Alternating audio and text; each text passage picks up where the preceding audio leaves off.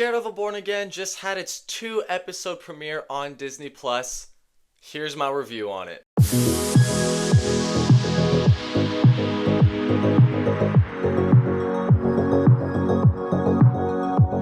What's up, you guys? It's Jonathan Carter, and today we are going to be talking about Daredevil Born Again episodes 1 and 2. Why did you stop being a vigilante? The line was crossed. Daredevil Born Again did just premiere on Disney Plus last night. I have my Daredevil shirt on here that my fiance ordered for me. Thank you so much, Sam.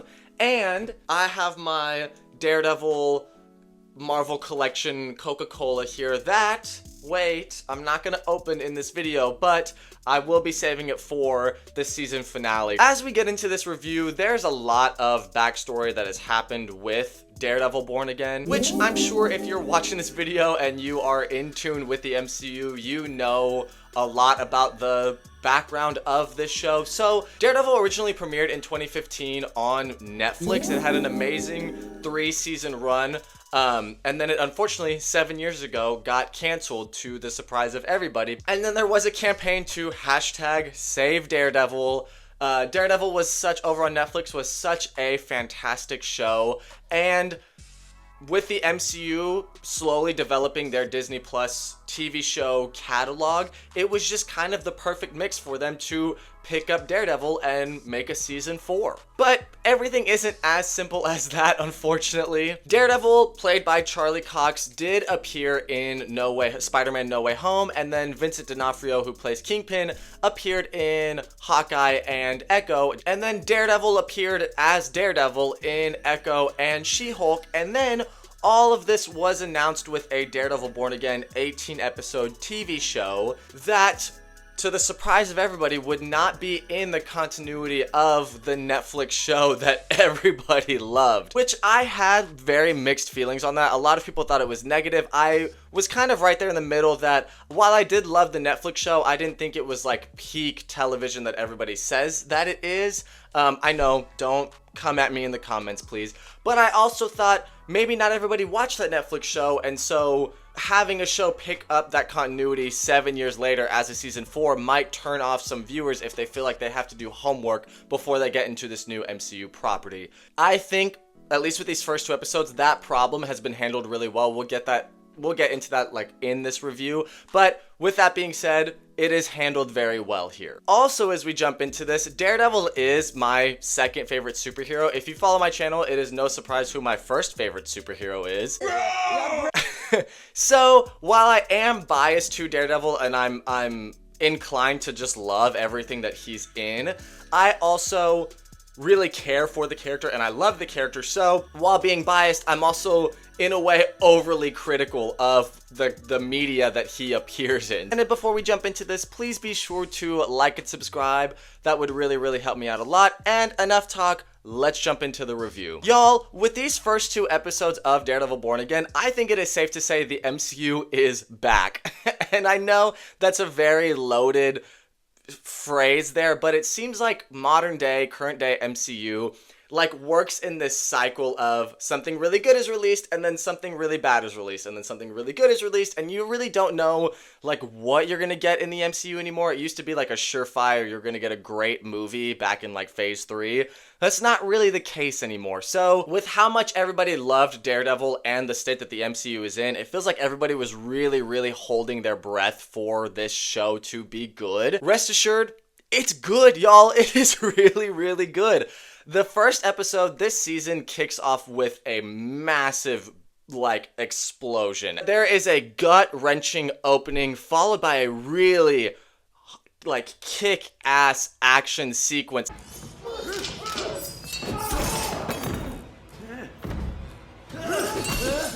What people loved about the Netflix show, one of the things that they loved about it, is that it was gritty, it was grounded, it was violent. Like, they did not shy away from showing things, blood, crazy action sequences. This somehow takes that to the next degree, even though it's a Disney property now. Like, I don't know how the writers or whatever got a lot of this stuff in the first and second episode cleared, but they did. This is TVMA, like rated R. If you thought Deadpool and Wolverine was pushing the envelope, this show is pushing the envelope within like the first 10 minutes, y'all. But you get a gut-wrenching opening, and then from that, you see how the story over the season is going to unravel. This picks up 7 years after the Netflix show, and thankfully you catch up with Karen, Matt, and Foggy in their firm, and then the tragic opening happens and they have to grapple with that. There is a time jump to a year later, and it finds Matt in a place of not really wanting to be Daredevil, not going into his darker half, as he calls it. And you can see that the majority of this season, I mean, obviously he's going to be Daredevil. There's like trailer footage of him like fighting people as Daredevil. I'm sure at least the first part of this season is going to be him grappling with Daredevil is who he is. He is a part of him, and he can't really let that persona go when it's in his blood. It's a part of him. And of course, with the return of all this, we get the return of Wilson Fisk, Kingpin, played expertly by Vincent D'Onofrio. None of these characters, none of these actors from the Netflix series have missed a beat, you guys. Everybody it's like there was no time difference between season 3 and Born Again. Like, it feels exactly the same in a very good way. Kingpin's story does feel more attached to the MCU in a way because it follows the events of Hawkeye and, more importantly, Echo. So it feels like this is really MCU now, like in the universe.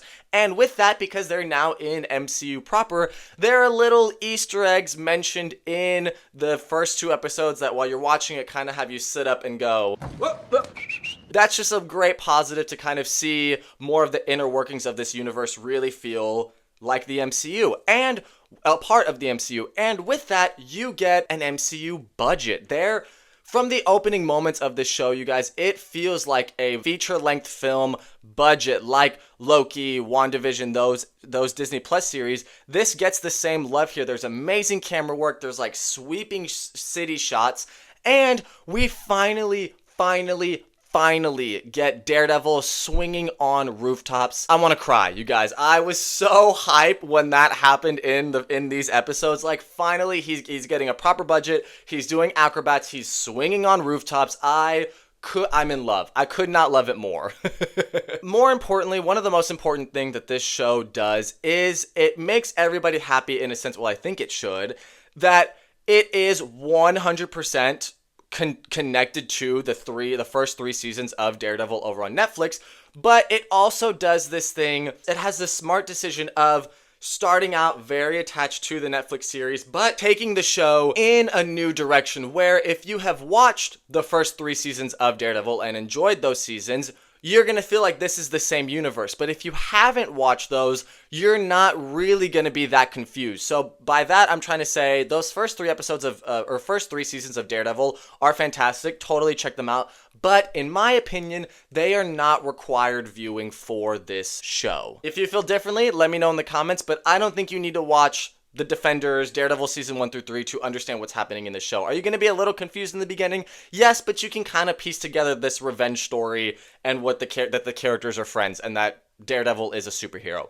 There you go. But don't mistake me for saying you shouldn't go watch those seasons. Definitely watch them. They are on Disney Plus now. They're great. Really the only downside to this one, so because of that creative overhaul that happened with Daredevil where it was going to be a different like lawyer show when Marvel picked it up as the MCU, and then there was the overhaul and they tried to rewrite things and make it more attached to the Netflix series, which I think was a smart idea. You can feel that they shot early versions of this show that was a different type of show, like that's no secret, and they kind of, at least in these early episodes, piece these 2 different versions of the show together, so you get really gritty Daredevil that looks great, and then it kind of cuts to like a slightly different looking show that is more of a lawyer drama and kind of different kind of humor. Doesn't necessarily take you out of it, but if you know the inner workings of this show, it's easy to see where those spots kind of are like stitched together. But it's really not enough to take you out the whole show of the immersion, but you do kind of notice it. And that being said, there is a bit of a story lull going into episode 2. Like, it does drag just a hair, but also so do the Netflix series. So before we wrap this one up, let's do a quick spoiler section. If you don't want to hear anything about spoilers, jump to the verdict at this time mark.